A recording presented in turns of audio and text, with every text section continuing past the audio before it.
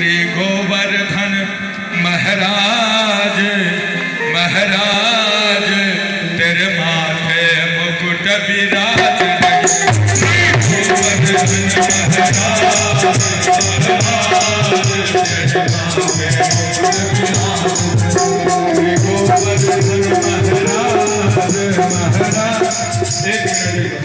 भगवान राम भी जब नैया पर चढ़े तो बाबा तुलसी ने पंक्ति लिखा कि प्रिया चढ़ाई चढ़े रघुनाई।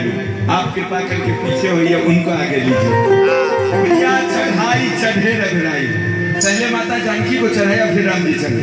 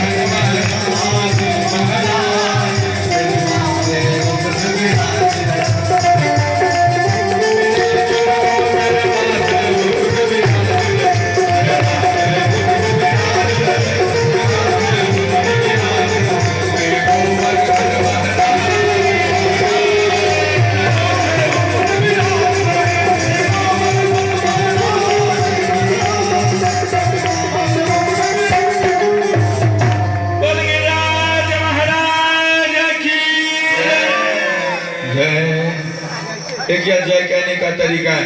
ब्रजवासी जय लगाए तो इंद्र के